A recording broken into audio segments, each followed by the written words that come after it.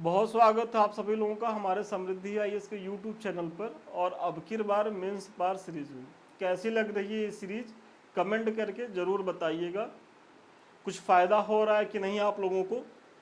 आज जो है हम इसी के तहत जीएस प्रश्न पत्र 2 से कराने वाले हैं। और आज का जो हमारा प्रश्न है, भारत में एक राष्ट्र एक चुनाव की अवधारणा की अपनी संभावनाएं एवं सीमाएं हैं, परीक्षण कीजिए। बहुत ज्वलंत टॉपिक है और बहुत संभावना है कि एक बार पुनः ये परीक्षा में पूछा जाए। देखिए, एक बार आ चुका है, लेकिन चूंकि सरकार इसको लेकर के गंभीर है।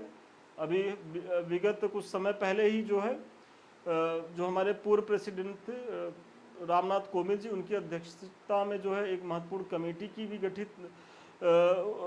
गठन हुआ है। और उस कमेटी के द्वारा जो है इसके पक्ष को लेकर के सकारात्मक डिसीजन भी दिया गया है और एक आम सहमति बनाने का प्रयास भी हो रहा है कि भाई जैसे अगर हम जो है जीएसटी को लागू कर सकते हैं कि मतलब एक देश एक टैक्स, तो क्यों नहीं हम एक देश एक चुनाव की चीज़ें ला सकते हैं। तो इसी को लेकर के प्रश्न है और 12 अंकों का है। तो आइए देखते हैं। आगे बढ़ने से पहले ये टाइम टेबल तो आप सभी जान रहे होंगे। सुबह जो है 9 बजे और इवनिंग में जो है 4 बजे जीएस के प्रत्येक प्रश्न पत्र से जो भी महत्वपूर्ण प्रश्न है वो यहाँ कराए जाते हैं मंडे टू फ्राइडे। और फिर वीकली जो है वो हमारा करंट अफेयर्स आता है। देखिए, करंट अफेयर्स को लेकर के कभी कभी होता है कि थोड़ा सा 1-2 दिन लेट हो जाता है, तो उसको लेकर के आप परेशान मत होइएगा, ये हमारी जिम्मेदारी है। हम मतलब कोई भी दिन की न्यूज आपकी नहीं छूटेगी जो महत्वपूर्ण होगी और आपके परीक्षा के लिए उपयोगी होगी। तो आप लोग धैर्य बनाए रखिएगा, जाएगा वो भी। थोड़ा सा व्यस्तता रहती है चूँकि हम लोग कहीं वर्क करते हैं, उसके बाद पार्ट टाइम में चूँकि इसको चला रहे हैं, तो आप समझ ही रहे होंगे कितनी जिम्मेदारियां रहती हैं। देखिए, भारत में एक राष्ट्र एक चुनाव की अवधारणा की अपनी संभावनाएं एवं सीमाएं हैं, परीक्षण करना है। तो संभावनाएं भी बताना है और सीमाएं भी। तो यही आपका जो है वो बेसिकली 2 डायमेंशंस है। और की पॉइंट क्या है, एक देश एक चुनाव। तो थोड़ा सा पहले आप एक देश एक चुनाव के बारे में बता दीजिए कि जो है चुनाव या निर्वाचन लोकतंत्र की एक महत्वपूर्ण प्रक्रिया है। भाई, चुनाव कहाँ होगा? लोकतांत्रिक देशों में ही होगा। सोचिए, जहाँ राजतंत्रात्मक है वहाँ चुनाव क्या होगा? वहाँ राजा का बेटा ही राजा होता जाएगा वंशानुगत तरीके से। और यहाँ भी जब हमारी आज़ादी मिली, आज़ादी के पहले चीज़ें कमोवेश वैसे ही थी, लेकिन जब हम लोकतांत्रिक प्रक्रिया में आए, लोकतंत्र को हमने जब एडॉप्ट किया, तब चूंकि हमारा जो संवैधानिक प्रभु है वो गणतंत्रात्मक होगा, मतलब उसका चुनाव होगा, वो आनुवांशिक नहीं हो सकता है। तो ऐसे में चुनाव कितना महत्वपूर्ण हो जाता है, क्योंकि ये हमारे देश का जो भाग्य विधाता होता है उसके चुनाव की बात होती है। वही आप बता रहे हैं, जिसके द्वारा जनता अपने प्रतिनिधियों का जो है वो चुनाव करती है।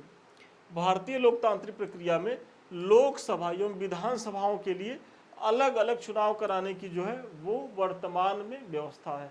आप देखते होंगे कि प्रत्येक 5 वर्ष पे जो है लोकसभा का चुनाव होता है, और जैसे जैसे राज्यों के जो विधानसभाओं का जो कार्यकाल होता है जब समाप्त होता है, तो प्रत्येक 5 वर्ष में उनका भी चुनाव होता है। लेकिन कभी कभी ऐसा भी होता है कि विधानसभाओं का जो है वो 5 साल पूरा किए बिना ही बीच में जो है अगर वो भंग हो जाती है, सरकार गिर जाती है, तो ऐसी स्थिति में दोबारा चुनाव होता है। और ये चीज़ें आप जो है लोकसभा के चुनाव में भी देख रहे होंगे। इधर करीब 2 कार्यकाल मनमोहन सिंह जी का और इधर मोदी जी का 3-5 जो कार्यकाल अभी हुआ, तो आपको ये लग रहा होगा कि नहीं ये ठीक चल रहा है। लेकिन एक समय था कि ये बहुत अनिश्चित था। अनिश्चित तब था कि जब चंद्रशेखर सिंह, बीपी सिंह का समय था, उस समय भी बहुत जल्दी जल्दी 1.5 साल 2-2 साल पे चुनाव हो रहे थे। और एक समय तो भाजपा की जब अटल बिहारी वाजपेयी की सरकार बनी थी, तो 99 से लेकर के 96 तक के बीच में 2 बार शायद या 3 बार चुनाव हुए थे। एक दिन 13 दिन की, 13 महीने की ऐसी ही सरकार रही थी। और उसके बाद जब वो बने तो फाइनली जो है वो 5 साल अपना कार्यकाल पूरा किए। तो बीच में भी चुनाव हो सकते हैं, उसको उसी चीज़ों को मैंने बताया। हालांकि आम चुनाव की अनवरत प्रक्रिया ने विधायिका को एक राष्ट्र एक चुनाव की ओर सोचने के लिए मजबूर किया। एक देश एक चुनाव लोकसभा और राज्यों की विधानसभाओं का चुनाव एक साथ कराने का वैचारिक उपक्रम है। मतलब यहाँ आप ये बता रहे हैं कि चूंकि अब आप देखते होंगे कि अभी लोकसभा का चुनाव खत्म हुआ, उसके बाद राज्यसभाओं का चुनाव शुरू हो जाता है। मतलब प्रत्येक वर्ष कहीं न कहीं जो है, अभी आप देखेंगे बिहार में चुनाव होने हैं, इसके पहले जो है महाराष्ट्र में हुए, आंध्र प्रदेश में हुए, फिर एक समय के बाद तमिलनाडु में चुनाव होगा, 27 में उत्तर प्रदेश का चुनाव होगा, उसके बाद जो है 29 में लोकसभा का चुनाव होगा। तो मतलब प्रत्येक वर्ष जो है चुनाव ही होते रहते हैं। तो इस चुनाव की अनवरत प्रक्रिया को लेकर के जो विधायिका है उसने सोचा कि क्यों ना इसको जो है ऐसी व्यवस्था लाई जाए कि एक ही बार जो है वो 5 साल के लिए चुनाव हो और 5 साल के बीच में कोई चुनाव ना हो। तो इससे इसके तमाम लाभ हैं और वो हम जो है संभावनाओं के तहत बताएंगे आगे चल करके। तो वही आप यहाँ जो है बता रहे हैं। देश में इसके अलावा पंचायतों एवं नगर पालिकाओं के चुनाव भी होते हैं, लेकिन एक देश एक चुनाव प्रक्रिया के तहत इन्हें जो है शामिल नहीं किया गया है। अब आपके प्रीलिम्स का भी एक फैक्ट है कि अगर एक देश एक चुनाव की बात हो रही है तो वो केवल लोकसभा और विधानसभाओं के चुनाव की बात हो रही है, न कि जो स्थानीय स्वशासन के तहत जो पंचायतों का चुनाव होता है तो वो इससे जो है वो मुक्त रखा गया है। मतलब वो चूंकि राज्य कंडक्ट कराता है तो उस राज्य के अधिकार में कोई छेड़खानी नहीं की गई है। मतलब उसको वो अधिकार है कि आप जो है जब पंचायतों का चुनाव खत्म हो तो आप कराइएगा। तो ये इसके अपवाद भी हैं, इसका ध्यान रखना होगा। और इस पॉइंट को डालने का उद्देश्य यही है कि प्रीलिम्स में कभी भी ये पूछे तो उसमें जो है लोकसभा और विधानसभाएं तक ही हैं उसके दायरे में, जो स्थानीय चुनाव है वो नहीं है। एक देश एक चुनाव की अगर अब संभावनाओं की बात की जाए, देखिए अब एक देश एक चुनाव के बारे में आपने बता दिया।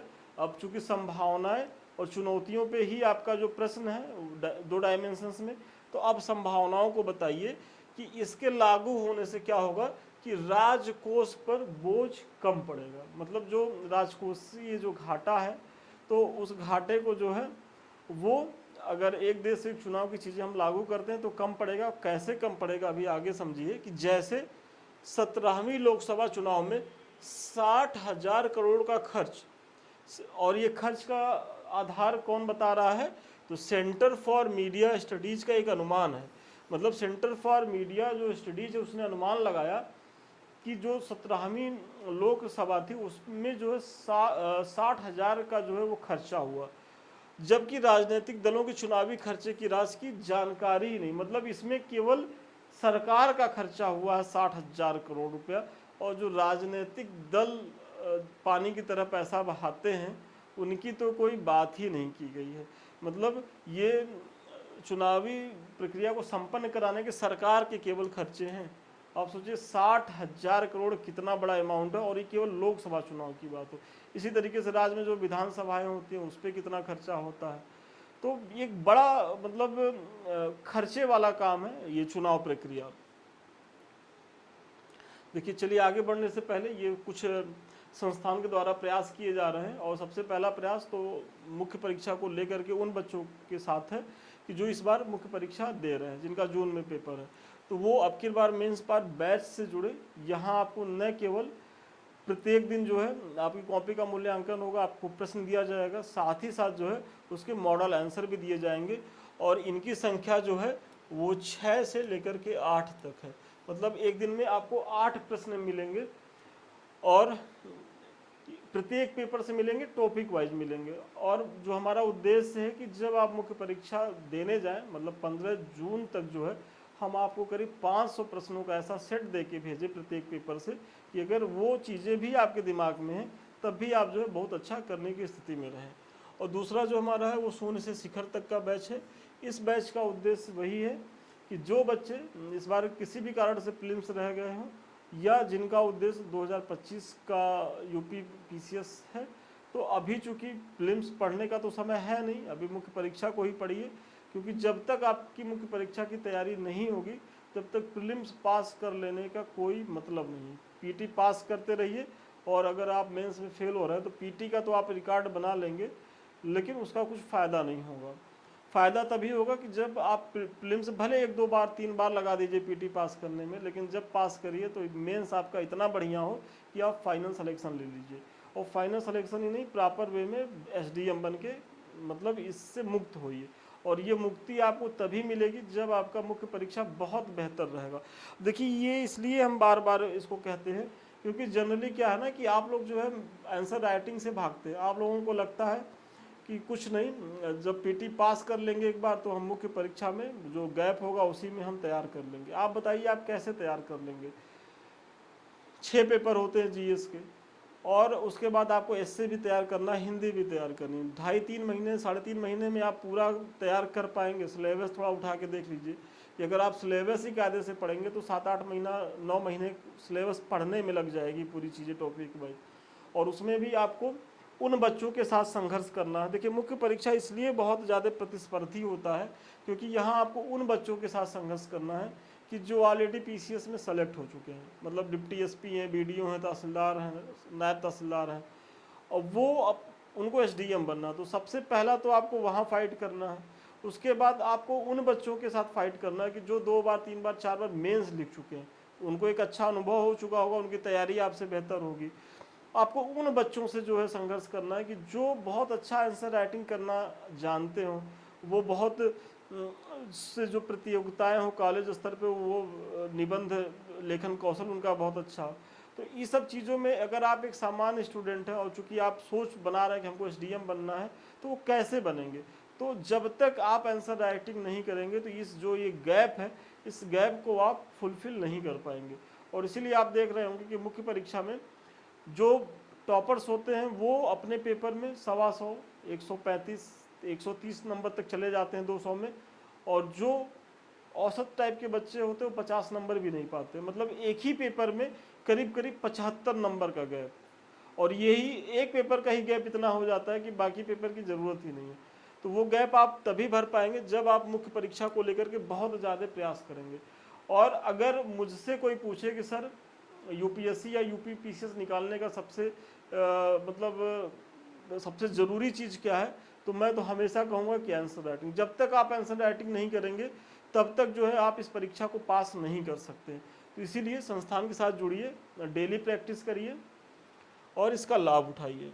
अधिक जानकारी के लिए 7303307507 पे आप संपर्क भी कर सकते हैं। इसी तरीके से आपकी कॉपी आएगी, प्रॉपर वे में इसका मूल्यांकन होगा, जो भी कमी रहेगी वो बताई जाएगी, और फिर जो है इस तरीके से मॉडल आंसर भी आपको दिया जाएगा। और ये सेम डे होगा, ऐसा नहीं है कि ये लेट लतीफ़ होगा, ये सेम डे ही चीज़ें होंगी।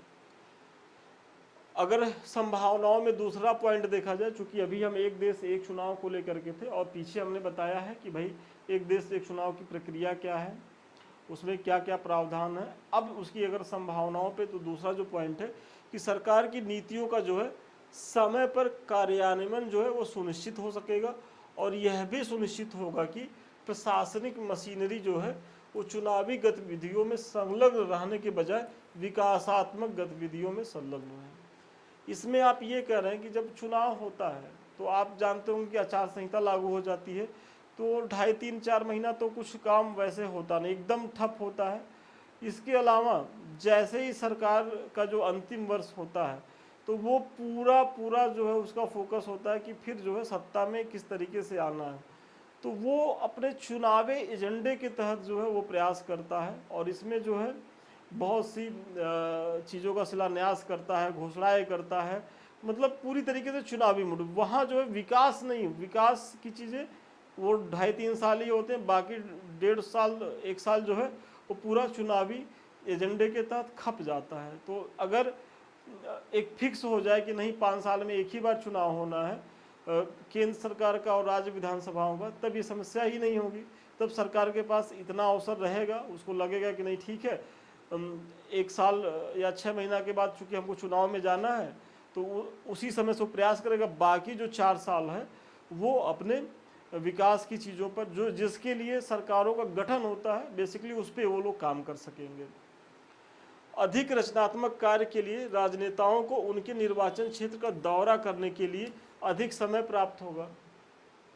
भाई अगर चुनाव की प्रक्रिया से वो बचे रहेंगे, तो जो राजनेता हैं वो अपने क्षेत्रों में जाते होते रहेंगे, वो मिलते रहेंगे लोगों से और फिर उनकी समस्याओं को सुनेंगे और उसको जो है उठाएंगे भी, तो जनता से भी जुड़े रहेंगे। फिर 5 साल में एक बार चुनाव की तैयारी के लिए विभिन्न हितधारकों जैसे चुनाव आयोग, अर्धसैनिक बलों एवं नागरिकों को अधिक जो है वो समय मिल जाएगा। आज आप देखते होंगे कि भाई जब चुनाव होता है तो चुनाव आयोग जो है वो कितना प्रेशर महसूस करता है, क्योंकि इतनी बड़ी जनसंख्या, मतलब सोचिए हमारे यहाँ तो करीब 99 करोड़ मतदाता हैं, मतलब 100 करोड़ तो वोट डालने वाले लोग हैं, और इनको वोट डालने की व्यवस्था वो भी निष्पक्ष पारदर्शी तरीके से हो तो कितनी मशीनरी की ज़रूरत होती है चुनाव आयोग को लेकर के। फिर अर्धसैनिक बलों की जो है तैनाती होती है, और फिर जनता को भी। आप सोचिए कि आप उत्तर प्रदेश के रहने वाले हैं, एक बार लोकसभा में, और आप दिल्ली या कहीं बाहर रह रहे हैं नौकरी के सिलसिले में, लोकसभा का चुनाव हुआ आप गए डालने, विधानसभा का गया हुआ आप गए, पंचायतों का हुआ आप कितनी बार आएंगे जाएंगे, और कितना उससे आपका जो है वो खर्चा बढ़ेगा, आने जाने में चीज़ें आपका नुकसान होगी। और अगर एक ही बार जाइए 5 साल में चुनाव वोट दे के आइए कि भैया हम जो है राज्य की सरकार भी चुन लिए और केंद्र की सरकार भी चुन लिए, तो आपका समय भी बचेगा, पैसा भी बचेगा, और आपकी रुचि भी बनी रहेगी। मतलब जब कोई चीज़ें बार बार होंगी तो वो अनिच्छा होगा। और इसीलिए देखिए वर्तमान में क्या है कि जो चुनाव की चीज़ें होती हैं लोग उसको एज ए छुट्टी के तौर पे ले लेते हैं और लोग घूमने चले जाते हैं, और इसीलिए देख रहे होंगे कि चुनाव में जो है वो प्रतिशत जो है दिन प्रतिदिन गिरता जा रहा है। तो इस तरीके की प्रक्रिया के द्वारा जो है चुनाव का जो मत प्रतिशत है उसको भी जो है वो बढ़ाया जा सकता है। तो एक महत्वपूर्ण पॉइंट ये भी है, इसको भी आप जो है मेंशन करिएगा। फिर शासन की समस्या का हल होगा, मतलब राजनेता अल्पकालिक लाभ लेने के बजाय दीर्घकालिक जो है वो विकास के एजेंडे के लिए स्विच कर सकते हैं खुद को। अगर एक राजनेता को ये लग जाए कि जो हमारा जो कार्यकाल है वो 5 साल तक पूरी तरीके से सुरक्षित है, कि मतलब कुछ भी आ जाए हम 5 साल तक विधायक या सांसद जो है वो अगर अब बने रहेंगे, तो क्या करेगा वो अपनी जो काम की क्षमता है वो और बेहतर परफॉर्मेंस कर पाएगा, वो जनता से बहुत अच्छे से मिल पाएगा, विकास की चीज़ों पे वो इन्वॉल्व होगा, संसद सत्र में, विधानसभा सत्र में उसकी भागीदारी बहुत ज़्यादा होगी। लेकिन जब इन्हीं सांसद या विधायक को ये लगे कि यार कभी भी जो है हमारी चीज़ें गिर सकती हैं, सरकार गिर सकती है, कभी भी चुनाव हो सकता है, तो वो हमेशा जो है एक चुनावी मोड में रहता है। और चुनावी मोड में अगर नेता है, प्रशासन है, तो फिर वो किस तरीके की गतिविधियों में संलिप्त होता है इसे आपको बताने की ज़रूरत नहीं, पीछे तो मैंने बताया ही, आप खुद जो है इसको सोचिए कि जब चुनाव की चीज़ें होती हैं तो जो नेता या जो प्रशासनिक अधिकारी होते हैं उनका किस तरीके से रंग बदलता रहता है या उनकी किस तरीके की घोषणाएँ होती रहती हैं, तो वो सारी चीज़ें हैं, उन सारी चीज़ों से भी जो है वो बचाया जा सकता है। तो ये एक देश एक चुनाव के पक्ष में जो संभावनाएं हैं, मतलब इसको बेहतर बनाने के लिए वो आपने बताया, और आपके प्रश्न का एक पार्ट जो है कंप्लीट हो गया। अब दूसरा पक्ष क्या है कि उसमें चुनौतियों के बारे में भी पूछा गया है, तो अब आप जो है चुनौती को देखिए कि इस विचार पर सभी राजनीतिक दलों को जो है राजी करना और एक साथ लाना जो है वो चुनौतीपूर्ण काम है। मतलब सबसे पहली चीज़ तो चूंकि वर्तमान सरकार के प्रति राज्यों में इतना असंतोष है, राज्य वैसे भी डरे हुए हैं, और बेसिकली वो राज्य जहां विपक्षी पार्टी की सरकार है, तो उनको इसके दायरे में लाना बहुत बड़ी समस्या है, क्योंकि वो उन लोगों को लगता है कि भाजपा तो वैसे भी जो है वो हमारे अस्तित्व के लिए खतरा है, वो ऐसी ऐसी नीतियाँ बना रही ताकि हमारा अस्तित्व ही ना रहे। अगर ये चीज़ें सही भी रहेंगी तब भी जो है वो कोऑपरेट करने को तैयार नहीं होंगे, तो एक बड़ी समस्या यही है। फिर राज्य विधानसभाओं के कार्यकाल को लोकसभा के साथ समन्वित करने के लिए राज्य विधानसभाओं के कार्यकाल को जो है घटाया या बढ़ाया जा सकता है।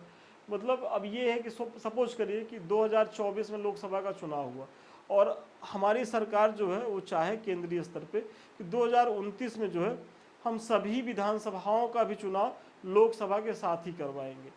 तो ऐसे में जिन लोकसभाओं का, जैसे सपोज करिए अभी बिहार में 2025 में चुनाव होना है, तो अब 29 में फिर तो 4 साल, मतलब चूंकि कार्यकाल 5 साल का होता है, तो 4 साल में ही वहाँ की विधानसभा को भंग करना पड़ेगा। इसी तरीके से 2027 में यूपी का चुनाव होगा। अब 2027 में यूपी का चुनाव होगा तो 2 ही साल उसको मौका मिलेगा, या 2027 में अगर यूपी का चुनाव न कराया जाए, भाजपा ही सरकार को 2 साल का विस्तार दे दिया जाए, तो ऐसे में जो है क्या ये वास्तविक लोकतंत्र की चीज़ें हैं? भाई हम तो अपने जनप्रतिनिधि को 5 साल के लिए ही चुने हैं, उनको 7 साल का कार्यकाल क्यों दिया जाए? तो ये एक समस्या है कि मतलब घटाने बढ़ाने को लेकर के, और इस पर भी जो है वो विवाद होना तय है और वो विवाद होगा। इसके लिए कुछ संवैधानिक संशोधनों की भी आवश्यकता होगी, बिल्कुल, क्योंकि आपको ये जो घटाने बढ़ाने की जो चीज़ें हैं, चूँकि ये संविधान में प्रदत्त चीज़ें हैं, और अगर आप ऐसा करेंगे तो फिर आपको संवैधानिक संशोधन करने की ज़रूरत होगी। वही आप बता रहे हैं, जो एक टेढ़ी खीर साबित हो सकती है। फिर अखिल भारतीय निर्वाचन के लिए मतदान कर्मचारियों की अतिरिक्त आवश्यकता एवं बेहतर सुरक्षा व्यवस्था आवश्यक होगी। मतलब आप ऐसे सोचिए कि अभी अगर हम लोकसभा का जो चुनाव संपन्न हुआ वो 7 चरणों में संपन्न हुआ है, मतलब एक बार में तो हम पूरे देश में एक साथ चुनाव तो करा नहीं पाए। और सोचिए ऐसी स्थिति में अगर हम विधानसभाओं का भी चुनाव उसी समय ला दें तो हमको कितने बड़े मतलब मशीनरी की ज़रूरत होगी, फिर प्रशासनिक तंत्र की ज़रूरत होगी, सुरक्षा बलों की ज़रूरत होगी, मतलब कितना बल में आवश्यकता होगी क्या, और क्या वो हम पूरा करने के लिए जो है तैयार हैं। हालांकि एक सुखद बात है कि अभी जो मुख्य चुनाव आयुक्त हैं उन्होंने कहा है कि यदि सरकार जो है इसको लेकर के गंभीर होती है तो हम एक देश एक चुनाव कराने की प्रक्रिया को लेकर के पूरी तरीके से तैयार है और हम इसको करा सकते हैं। लेकिन ये भी एक फैक्ट तो है, इस पर भी सोचने की ज़रूरत है। इतनी बड़ी संख्या में ईवीएम और वीवीपैट मशीनों को सुरक्षित रखना भी एक बड़ी चुनौती होगी, क्योंकि सबसे बड़ी और सबसे ज़्यादा डिबेट तो इसी को लेकर के होता रहता है। क्योंकि जो भी पार्टियां जो है उनको लगता है तो वो कहती हैं कि भाई जो है इस पे जो है छेड़छाड़ की गई है, और इसकी सुरक्षा को सुनिश्चित करना भी एक चुनौती होगी। वही आप बता रहे हैं। यह निर्वाचित सदस्यों की जवाबदेही भी कम कर सकता है, क्योंकि 5 वर्षों का निश्चित कार्यकाल उन्हें अपने निर्वाचन क्षेत्र से उदासीन बना सकता है। बहुत महत्वपूर्ण है, क्योंकि जो माननीय है उनको लगेगा, भाई वैसे भी नेताओं के लिए एक चीज़ कहा जाता है कि ये बरसाती मेढक होते हैं और प्रत्येक 5 वर्ष में जो है, देखिए मेरे स्टेटमेंट नहीं है, ये आम जनमानस के हैं, कहते हैं कि 5 वर्ष बाद ये टर टर करते आ जाते हैं, मतलब चुनाव वोट के समय में। और अभी तो थोड़ा बहुत डर रहता है कि यार कहीं बीच में सरकार डिस्टर्ब हो गई और बीच में ही विधानसभा या लोकसभा के चुनाव हो गए तो जो विधायक होंगे, जो सांसद होंगे, तो वो थोड़ा जनता के बीच आते जाते रहते हैं, नहीं तो चीज़ें खराब होंगी, इमेज खराब होगी। लेकिन अगर इनको लग जाए कि नहीं 5 साल तो अब हमको हिलना नहीं है, 5 साल तक है, तो ये करेंगे क्या कि 4.5 महीना जो है ये बहुत बेहतर, 4.5 साल जो है ये पूरी तरीके से अपनी व्यवस्था में रहेंगे, और जो लास्ट के 6 महीने हैं वो पूरी तरीके से चुनावी मोड में आएंगे। मतलब एक तरीके से जनता से कटने की संभावना ज़्यादा रहेगी। और ये सभी माननीयों पे लागू नहीं होता, बहुत से अच्छे माननीय हैं, क्योंकि अगर नेता अच्छे नहीं होते तो देश वाकई में यहाँ तक नहीं पहुँचा होता। आप ऐसे समझिए, क्योंकि वो सबसे मजबूत कड़ी है। अगर लोकतांत्रिक व्यवस्था में देखा जाए तो सबसे मजबूत विधायिका ही होती है, और विधायिका को रिप्रेजेंट यही लोग करते हैं। इन पे मीम्स बहुत ज़्यादा बना, भ्रष्टाचार कहाँ नहीं है। नेताओं पे तो हम लोग खूब मजा लेते हैं, खिल्ली उड़ाते रहते हैं। अभी एक न्यायपालिका के जज हैं, आप देख ही रहे होंगे कि मतलब सोचिए 15-15 करोड़ रुपया जो है उनके स्टोर रूम में पड़ा हुआ है। यहाँ किसी के अकाउंट में 15-20 लाख क्या 15-20 हज़ार नहीं रहते हैं, और वो 15-15 करोड़ उनके स्टोर रूम में पड़ा है। या इसी तरीके से देखा जाए तो प्रशासनिक अधिकारी जो है वो कितना भ्रष्टाचार में लिप्त है। तो समस्या सब जगह है, नेता तो बेचारे हमारे ऐसे ही बदनाम हैं। और इनको बदनाम कौन किया है? जो हिंदी सिनेमा है। अब हिंदी सिनेमा को थोड़ा सा इधर भी मूव करना चाहिए। इनके भी जो प्रशासनिक अधिकारी हैं या जो जस्टिस लोग हैं, इनकी भी भ्रष्टाचार को, या जो डॉक्टर्स हैं, इंजीनियर्स हैं, इनके भी भ्रष्टाचार को दिखाने की ज़रूरत है। बहुत हो गया नेताओं के पक्ष पीछे, नेताओं की चरित्र को लेकर के लोग समझ गए हैं। अब आप लोग इधर भी आइए। तो जो फिल्म या मीडिया के लोग होंगे, हम उनसे कहेंगे कि थोड़ा सा इधर भी उनको फोकस कराइए, ताकि इनके भी भ्रष्टाचार की चीज़ें निकल करके आएँ। चलिए फिर राष्ट्रीय मुद्दे के तहत क्षेत्रीय मुद्दे और ज़रूरतें दब सकती हैं, ये क्षेत्रीय दलों के प्रति अन्यायपूर्ण हो सकता है। देखिए इसको लेकर के एक बड़ी आशंका ये लगाई जा रही है ना कि यहाँ क्या है कि केंद्र सरकार जो है बहुत प्रभावी भूमिका में आएगी, और जिसकी केंद्र में सरकार होगी वो राज्यों के चुनाव में चूंकि एक साथ हो रहे हैं तो वो मैनेज करने की स्थिति में रहेगी। और इससे क्या है कि जो क्षेत्रीय दल हैं उनका अस्तित्व खत्म होगा, और अगर क्षेत्रीय दलों का अस्तित्व खत्म होगा तो जो क्षेत्रीय मुद्दे हैं उनका प्रतिनिधित्व जो है वो संसद में नहीं हो पाएगा। तो ये भी एक इसकी डीमेरिट कही जा सकती है, ये भी इसकी चुनौतियों को लेकर के विद्वानों के द्वारा मैटर उठाया गया है। तो ये उसकी कुछ महत्वपूर्ण चुनौतियाँ थी। चूँकि 12 अंक का प्रश्न है, देखिए इसमें पॉइंट तो और जाएंगे, लेकिन अब इससे ज़्यादा आपके पास लिखने का स्कोप नहीं। जितने भी महत्वपूर्ण पॉइंट वो मैंने बता दिया है। अब एक कंक्लूजन दीजिए कि इस प्रकार उपयुक्त विवरण से स्पष्ट है कि एक देश एक चुनाव की व्यवस्था देश के लिए बेहद उपयोगी है, किंतु इसको लेकर के कुछ आशंकाएं भी हैं एवं राजनीतिक दलों के द्वारा जिस तरह से इसका विरोध किया जा रहा है उससे लगता है कि इसे निकट भविष्य में लागू कर पाना एक चुनौती होगी। हालांकि जब एक देश एक टैक्स लागू किया जा सकता है तो एक देश एक चुनाव की व्यवस्था को भी आगे बढ़ाया जा सकता है। मतलब आपका जो निष्कर्ष है बहुत सकारात्मक दृष्टिकोण लिए हुए हो। यहाँ आप बता रहे हैं देखिए समस्या है, क्षेत्रीय पार्टियों को लेकर के है, राज्य स्तरीय जो पार्टियां हैं इसको लेकर के बहुत मुखर विरोध करेंगी, लेकिन जिस तरीके से हमने जीएसटी को अडॉप्ट किया, मतलब एक देश एक टैक्स की व्यवस्था यदि हम ला सकते हैं तो एक देश एक चुनाव की व्यवस्था क्यों नहीं। और आज़ादी के जो विगत जो 10 करीब 15 साल 17 साल थे तो वहाँ इस तरीके की व्यवस्था थी भी। ऐसा नहीं है कि ये नई व्यवस्था है या अभी जो है भाजपा सरकार ऐसा ला रही है, जो कोविंद जी की अध्यक्षता में जो कमेटी बनी है उसकी ये प्रयास है, नहीं, पहले भी ये व्यवस्था थी। बीच में जब राष्ट्रपति शासन लागू हुआ, विधानसभाओं की चीज़ें टूटी, तब ये क्रम टूटा, नहीं तो पहले भी इस तरीके की चीज़ें होती थी। और जो लोग ये तर्क देते हैं कि यार बहुत ज़्यादा श्रम साध्य या बहुत ज़्यादा मशीनरी की ज़रूरत होगी, तो चुनाव तो तब हम करा लिए थे कि जब हम तुरंत आज़ाद हुए थे, जब हमारे पास न तो वित्त था न तो व्यवस्था थी, और बैलेट पेपर से करा लिए थे। तो अभी तो बहुत ज़्यादा तकनीकी डेवलप हो गई है, संसाधन हमारे पास है, वित्तीय व्यवस्था है, तो ये भी कराया जा सकता है। और अगर मेरा ओपिनियन आप लोग जानना चाहें तो मैं तो इसके पक्ष में रहूँगा कि बिल्कुल होना चाहिए, क्योंकि चुनौतियाँ थोड़ी बहुत हैं, फ़ायदे बहुत हैं, मतलब एक देश एक चुनाव को लेकर के। और देखिए ये टॉपिक थोड़ा सा हम विस्तार से इसलिए भी बताएं क्योंकि बहुत संभावना है कि ये आपके निबंध में भी पूछा जाए, क्योंकि निबंध का पेपर होता है, 3 निबंध लिखने होते हैं, तो जो राजनीतिक व्यवस्था वहाँ से भी जो है वो निबंध आते हैं। कभी कभी आईआर से आ जाता है, या कभी कभी जो देश में जो राजनीतिक मुद्दे होते हैं उसको लेकर के आ जाता है। तो इसको तो अपने निबंध को लेकर के भी आप लोग जो है वो तैयार रखिएगा। और अगर इतना ही जितना पॉइंट मैंने बताया अगर ये आपके पास दिमाग में है तो इसी को जो है आप आराम से 700 शब्दों में लिख देंगे, अगर आपके पास लिखने का कौशल होगा तो। क्योंकि अगर पॉइंट है तो उसी को तो विस्तार करना है। ये कुछ लिंक्स हैं, एक तो हमारा समृद्धि आईएएस का यूट्यूब, ये टेलीग्राम है, इससे तो इसलिए जुड़िए क्योंकि ये हमसे जुड़े रहने का 24 घंटे का माध्यम है। यहाँ प्रत्येक जो है हमारे जो एडमिन्स हैं वो डेली करंट अफेयर्स की चीज़ें डालते रहते हैं, कोई भी सूचना आती है वो पहले आपको यहीं मिलती है, तो ये बहुत फ्रूटफुल है, इसका लाभ उठाइए। और ये 2 चैनल हमारे, एक तो यूट्यूब हमारा समृद्धि आईएएस का जिससे हम आप रूबरू हो रहे हैं, और दूसरा है संदीप मिश्रा ऑफिशियल। तो ये दोनों चैनल आपकी तैयारी के लिए पूरी तरीके से समर्पित है और बहुत उपयोगी है। यदि आप लोगों ने अभी तक इसे सब्सक्राइब नहीं किया, लाइक नहीं किया, तो सब्सक्राइब कर ले, लाइक कर ले, क्योंकि यहाँ आपकी परीक्षा से उपयोगी बहुत से मैटर पड़े हैं और निकट भविष्य में पढ़ते रहेंगे।